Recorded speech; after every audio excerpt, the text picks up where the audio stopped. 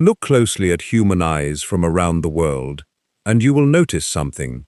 In some people, a small fold of skin runs across the inner corner of the eye, softening its shape, giving the eye that distinctive form we often, loosely, call almond-shaped.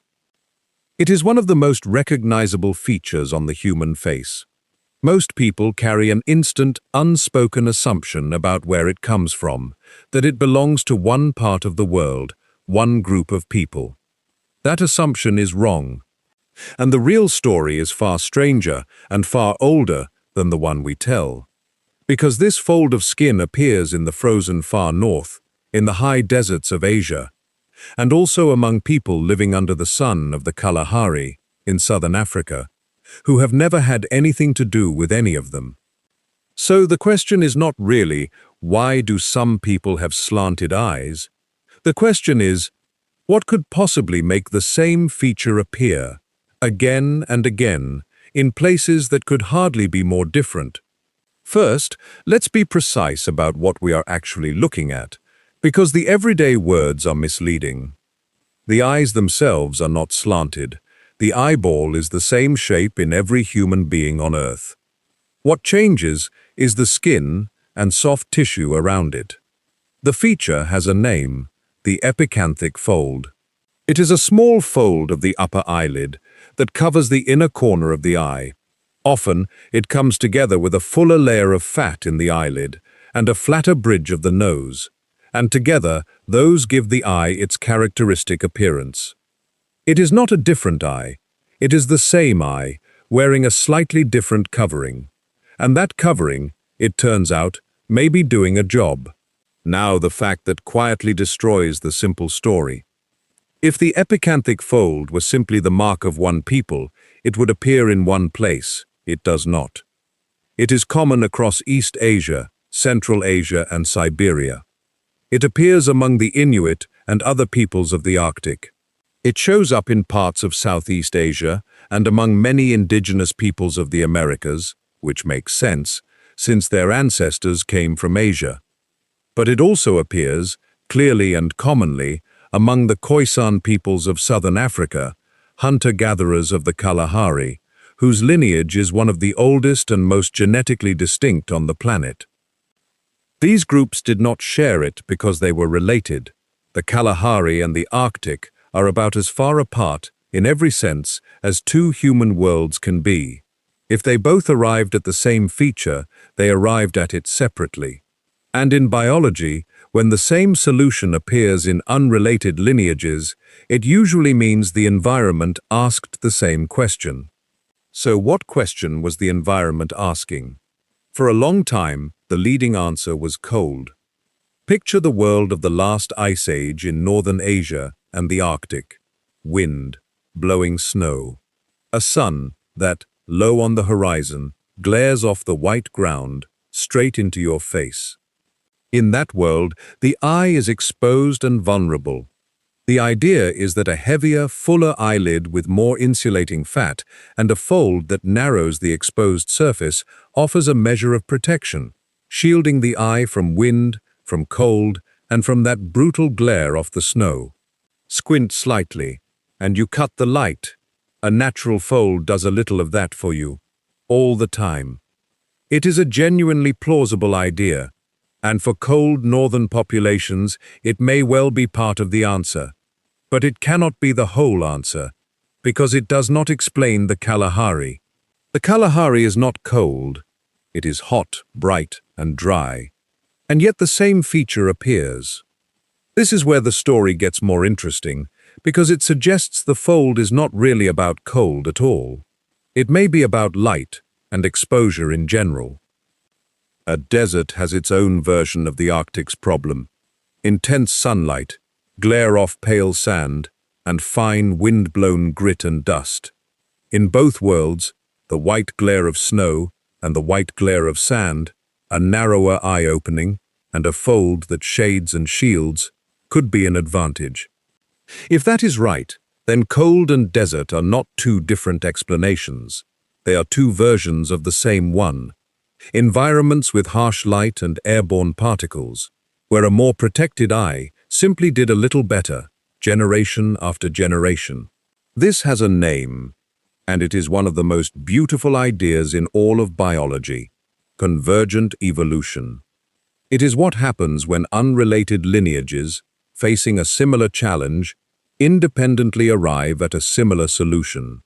The classic examples are wings, evolved separately in insects, birds, and bats, and the streamlined shape shared by sharks and dolphins, which are not remotely related.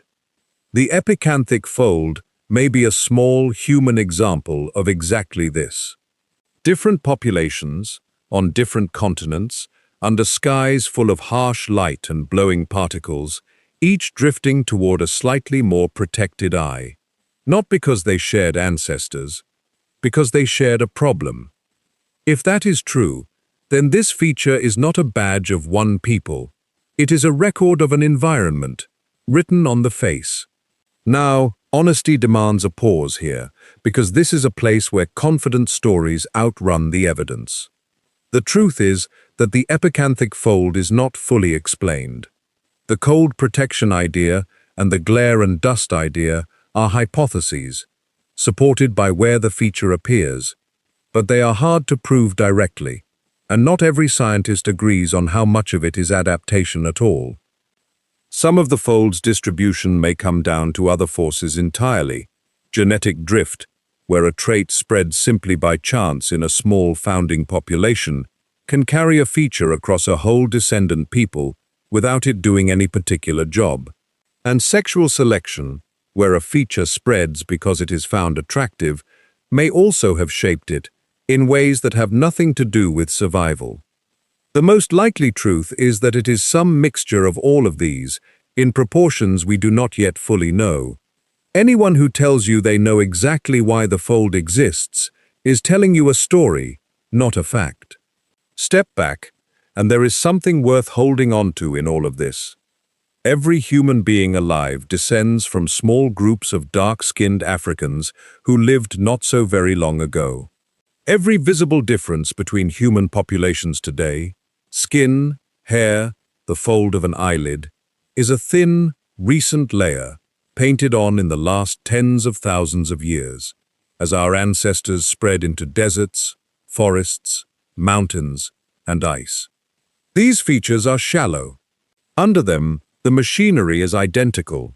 Two people from opposite ends of the earth, who look nothing alike, are more similar in their DNA than two chimpanzees from neighboring forests in Africa.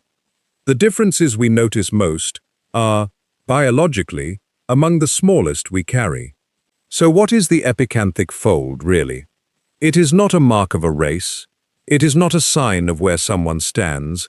It is a trace of a place, a record of an ancestor who lived somewhere with hard light and blowing particles, and whose descendants carried a slightly more sheltered eye out of that world and down through the generations to a face you might see today on a train. The same is true of every feature we use to sort each other. Skin tone is a map of ultraviolet light. Nose shape tracks the humidity of the air our ancestors breathed. Body build follows the temperature of the ground they lived on. The human face is not a hierarchy, it is a geography. And this is where our story properly belongs. Because all of this happened in deep prehistory, long before anyone wrote a word. The people who first developed these features were hunter-gatherers, moving into new and brutal environments as the great glaciers advanced and retreated. Those who moved into the frozen north, those who pushed into the Kalahari, those who crossed into the deserts of Central Asia. Each generation, imperceptibly, the population shifted toward whatever helped its children survive that particular sky. Nobody chose it. Nobody noticed it happening. It unfolded across thousands of years, one slightly better protected eye at a time, until the descendants of those ancient bands wore the mark of a world their great-great-grandparents had walked into. There is one more layer, and it is about us, now. We are a species that reads faces intensely. We are built to notice small differences, and, too often, to build meaning on top of them that was never there. For most of history, people looked at a feature like the fold of an eye and invented a whole ranking of humanity out of it. The science quietly dismantles all of that. It says these features are recent, shallow, environmental, and shared across unrelated peoples. There is no ladder. There is only a family that walked into 100 different skies and came back looking 100 different ways. Still, underneath, one family. So the next time you look at a human face, any human face, and notice the shape of the eyes, understand what you are really seeing. You are not seeing a category, you are seeing a story, an ancestor, somewhere, who walked into a world of hard light, and whose children's children carried a small fold of skin down the generations, all the way to now. Every face is a map of where our people have been, and all of those maps lead back to the same place, a small band of humans under an African sun, who had no idea what a strange and scattered and beautiful family they would become. Sit down at the oldest campfire on Earth, beside the ones who came before, and follow along. This is emberkind. If you made it all the way here, you're already one of us. Subscribe to Emberkind, leave a like, and I'll see you at the next fire.